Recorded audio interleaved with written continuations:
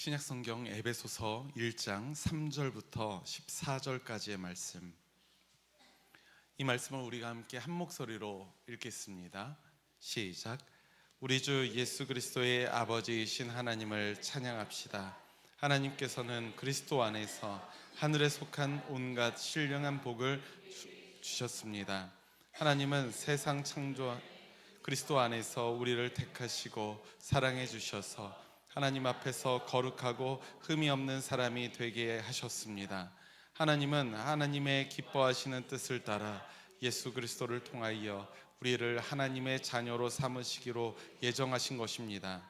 그래서 하나님이 하나님의 사랑하시는 이 안에서 우리에게 거저 주신 하나님의 영광스러운 은혜를 찬미하게 하셨습니다.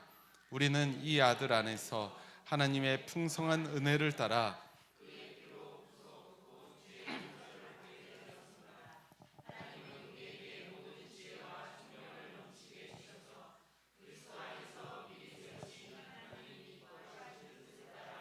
하나님의 신비한 뜻을 우리에게 알려주셨습니다.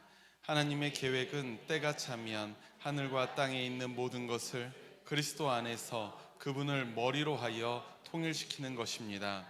하나님은 그리스도 안에서 우리를 상속자로 삼으셨습니다.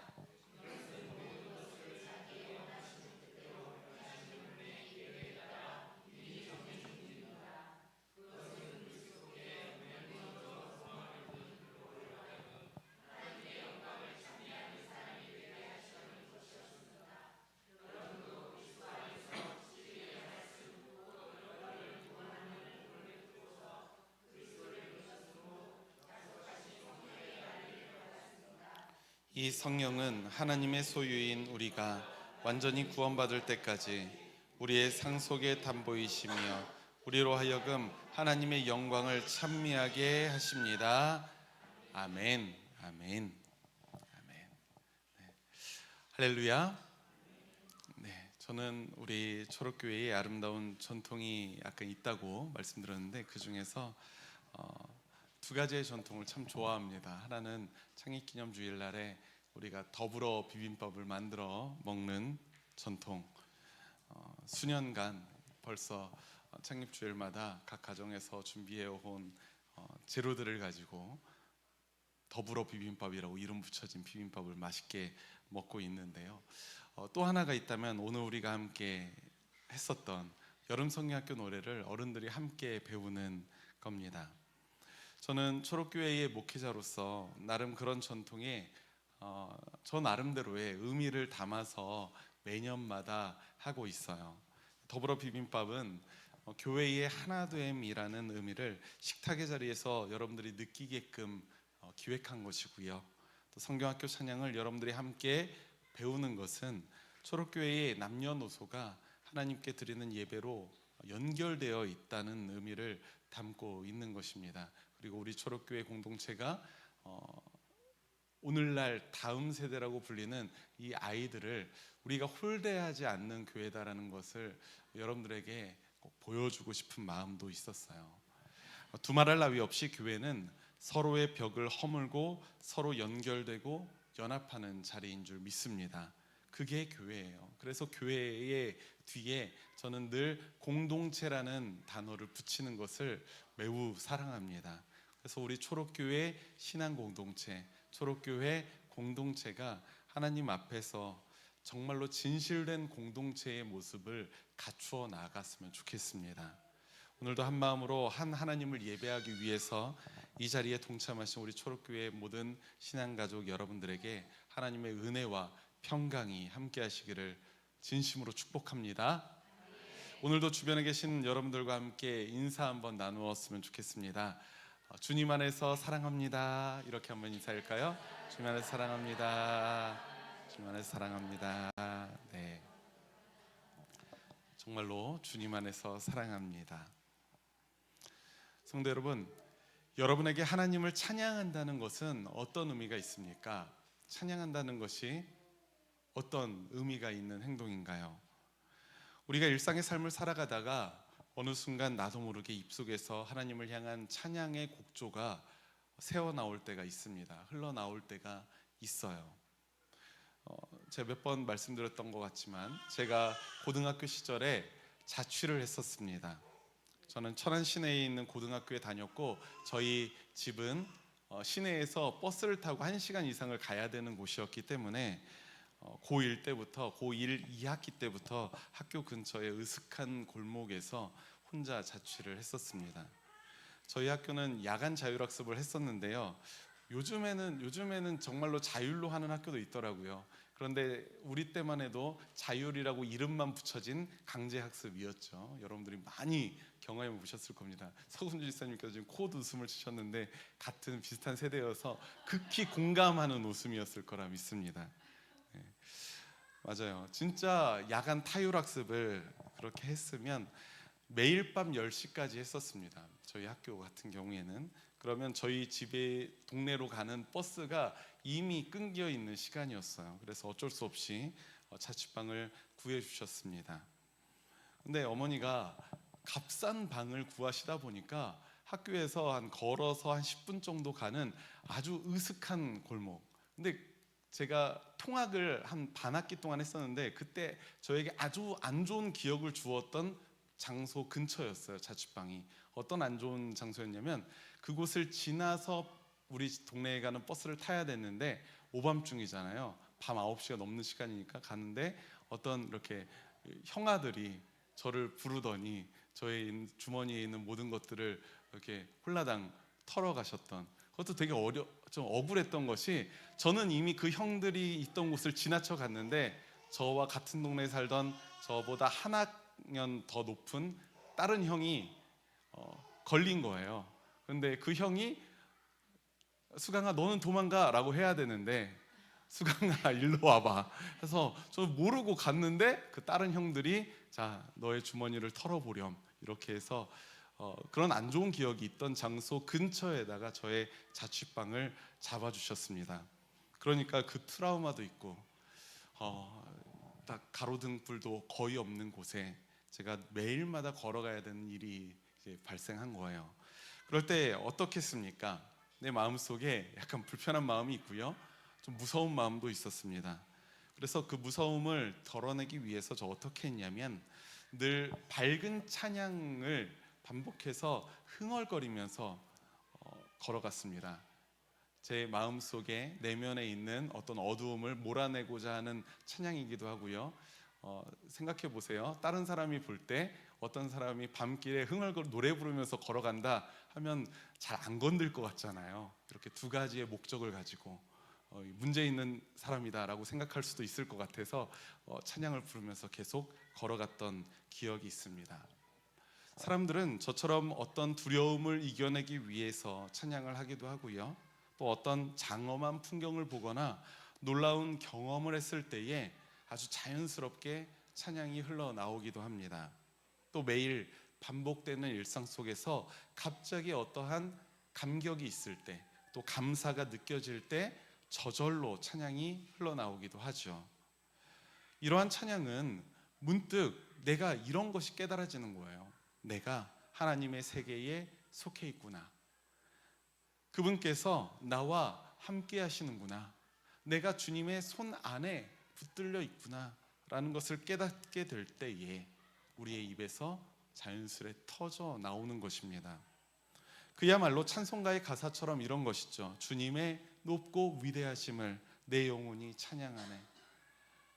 우리의 이성적인 생각으로 나오는 것이 아니라 주님의 높고 위대하심이 내 안에 어떠한 감격을 일으켰을 때에, 감사를 일으켰을 때에 정말로 자연스럽게 내 영혼에서 찬양이 고백되어지는 거예요.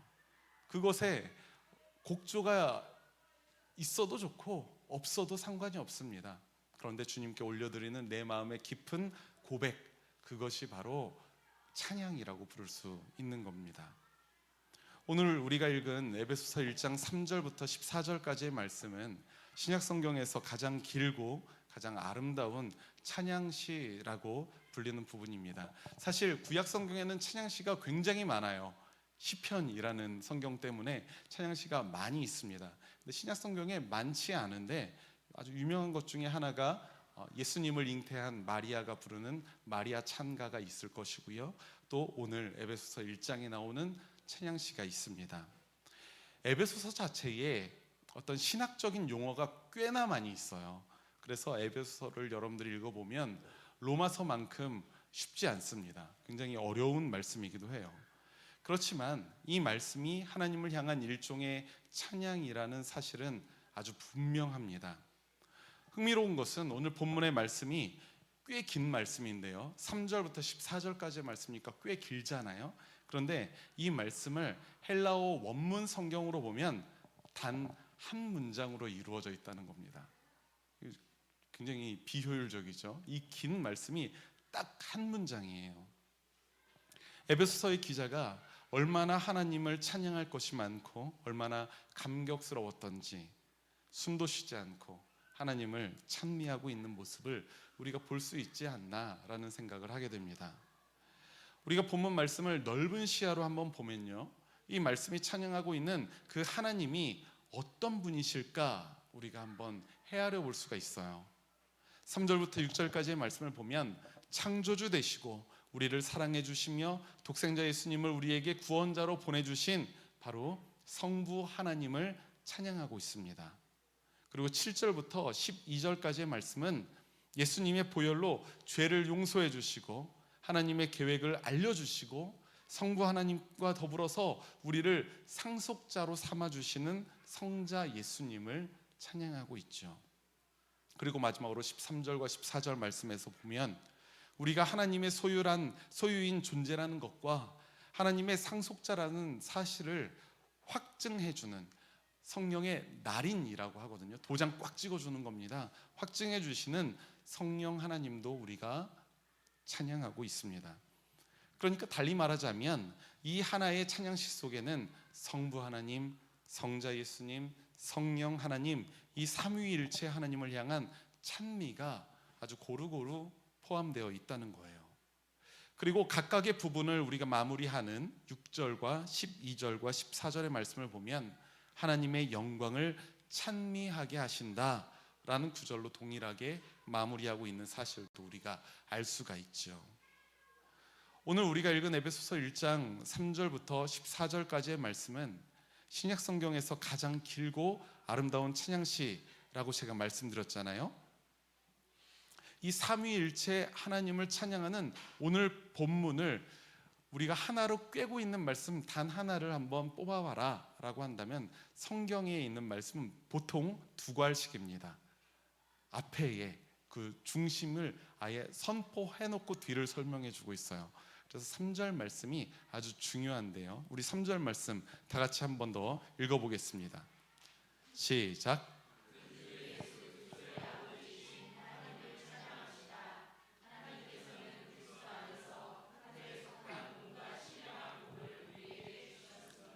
아멘, 아멘. 자, 여기서 이 말씀을 우리가 한번 읽어봤을 때에 솔직히 유독 여러분들의 눈에 확 들어오는 구절은 어느 부분입니까?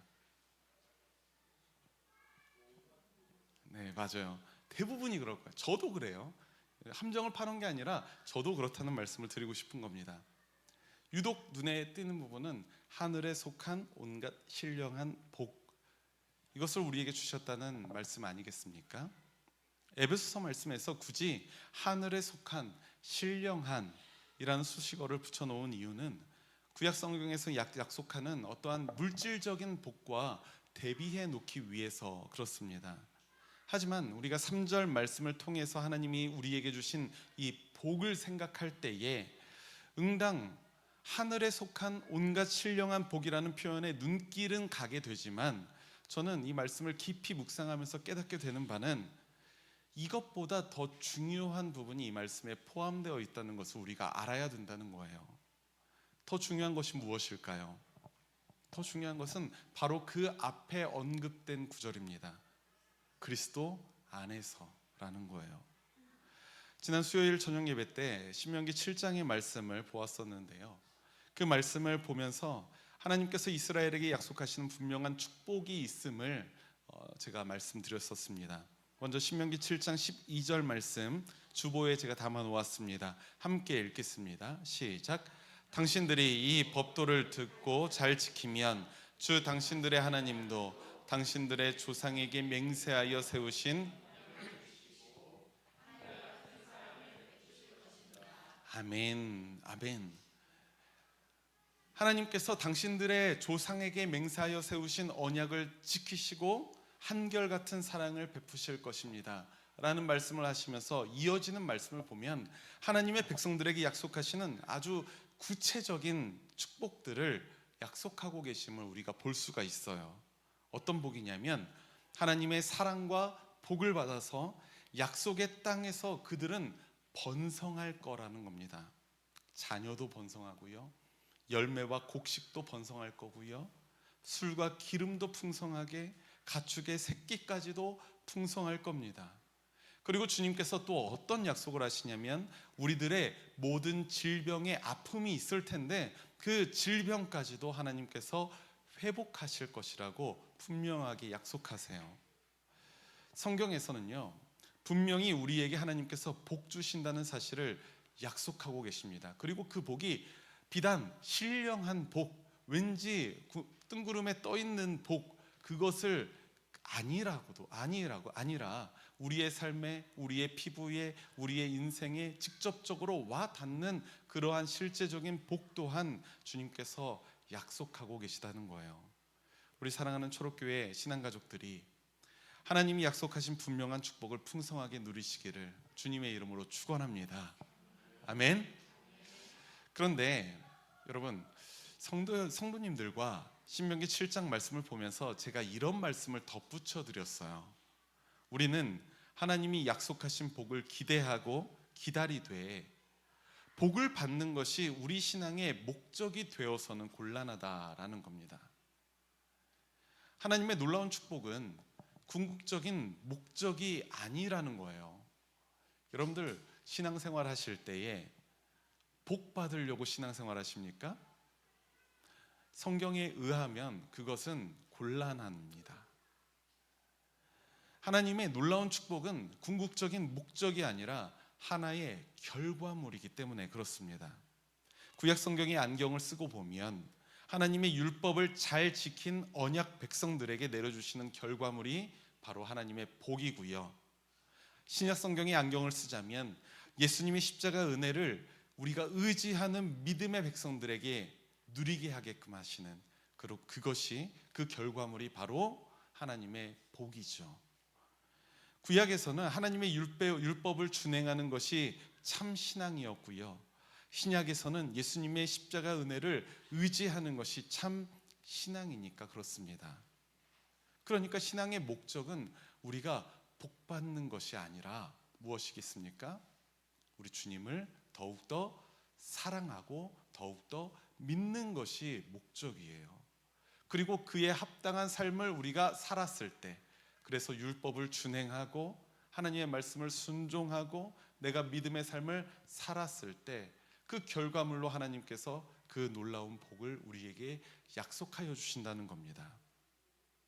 신앙의 목적과 신앙의 결과물이 주객전도 되지 않는 것이 우리의 신앙에 너무나도 중요한 거예요. 그렇기 때문에 하늘에 속한 온갖 신령한 복이라는 약속의 결과물보다 우리는 그리스도 안에서라는 약속의 목적과 과정이 우리에게 더욱 중요하다는 사실을 깨달아야 할 줄 믿습니다. 다시 우리가 에베소서 1장 본문의 말씀으로 돌아가서 이 말씀을 한번 곱씹어 보면요, 그리스도 안에서가 이 찬양 시에 드러내고자 하는 가장 중요한 구절이라는 것을 우리가 너무나도 쉽게 알아차릴 수가 있습니다. 우리가 한번 숨바꼭질 하듯이 본문 말씀에서 그리스도 안에서라는 구절을 한번 찾아볼까요? 먼저 3절 말씀에 하나님께서는 그리스도 안에서 복을 우리에게 주셨다라고 말하고 있죠. 4절에는 뭐라고 합니까? 네, 그리스도 안에서 우리를 택하시고 사랑해 주셔서 하나님 앞에 거룩하고 흠이 없는 사람이 되게 하셨다라고 하고 있어요. 5절에서는 조금은 다르지만 예수 그리스도를 통하여 우리를 하나님의 자녀로 삼으시기로 예정하셨다라고 말합니다. 주 그리스도 안에서가 아니라 여기서는 그리스도를 통해서이죠. 6절에서도 하나님의 아들 그 그리스도 안에서 하나님의 은혜를 찬미하게 하셨다라고 고백하고요. 7절에서도 아들 안에서, 아들이 우리의 아들 아니잖아요. 하나님의 아들이신 예수 그리스도 안에서 은혜를 따라 죄 용서를 받게 되었다라고 말하는 겁니다. 9절에서도 마찬가지예요. 그리스도 안에서 하나님의 뜻을 따라 하나님의 신비한 뜻을 알려주셨다라고 고백하고요. 10절에서도 마찬가지입니다. 하나님의 계획은 때가 차면 하늘과 땅에 있는 모든 것을 그리스도 안에서 통일시킨다라고 말하고 있고, 11절에서도 그리스도 안에서 우리를 상속자로 삼으셨다라고 선언하고 있습니다. 마지막으로 13절 말씀 보십시오. 13절 말씀도 우리 한번 읽어볼까요? 시작. 여러분도 그리스도 안에서 진리의 말씀 곧 여러분을 구원하는 복음을 듣고서 그리스도를 믿었으므로 약속하신 성령의 날인을 받았습니다. 아멘. 그리스도 안에서 복음을 듣고 그리스도를 믿어 성령의 날인을 받았다. 자, 에베소서 말씀은 하나님의 백성들이 누리고 있는 여러 가지 신령한 복들을 열거하고 있는데, 이 정도라면, 이 말씀에서 강조하고 있는 거라면 이 복의 종류들이 중요한 것이 아니라 무엇이 중요합니까? 그리스도 안에서 그 복이 주어졌다는 사실이 중요하다고 우리가 분명하게 말할 수 있는 것 아니겠습니까? 아무리 화려하고 아무리 신령한 복이라 할지라도 그것이 예수 그리스도 안에 있는 것이 아니라면 하나님을 향한 우리의 사랑과 믿음을 한 뼘도 깊어지게 만들 수가 없는 것입니다. 아니, 달리 말하자면 그것은 복이 아닌 거예요. 그리스도 안에 우리가 받은 것이 아니라면, 오히려 예수 그리스도의 안에서가 아니라 주님과 상관이 없이 나 자신이 복이라고 생각했던 것들이 있는데 그것이 올무가 되어 우리를 걸려 넘어지게 만드는 경우가 정말로 다반사 아니겠습니까? 저 권사님은, 저 집사님은 하나님께 복을 받아서 저것을 하고 있어.